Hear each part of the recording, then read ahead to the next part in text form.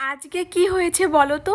তখন ঘড়িতে বাজে প্রায় দুপুর 1টার কাছাকাছি, আর আমার খুব রুটি খেতে ইচ্ছে করছিল। এদিকে ও নেই বাড়িতে, তো খেতে যখন ইচ্ছে করছে কষ্ট হলে তো বানাতেই হবে বলো। আর দেখো এই 4টে রুটি বানাতে গিয়ে আমি পুরো ঘেমে চেমে এক হয়ে গেছি। ফ্রিজে একটু গুড় ছিল, তো আমি এখন এটা দিয়েই রুটিটা খেয়ে নেবো। আর আমার এমনিতেও গুড় দিয়ে গরম গরম রুটি খেতে বেশ ভালো লাগে। এর মধ্যে সেন্টার থেকে ফোন করেছিল, আমার যে 9 মাসের চেক আপটা বাকি আছে সেটাই আজকে হবে। আর আগে কিন্তু 9 মাসের চেক আপটা সেন্টারে গিয়ে করতে হতো, কিন্তু এখন নাকি বাড়ির ওপরে ওনারাই এসে করায়। বলতো এই সময়টা যখন আসে তখন না মনে হয় যে মা ডাক শোনাটা অতটা মুখের কথা নয়, মা ডাকটা শোনবার জন্য অনেকটা কষ্ট যন্ত্রণা সহ্য করতে হয়। আর হ্যাঁ, তোমাদের অনেকের মনে প্রশ্ন যে আমার ডেলিভারি ডেট কবে।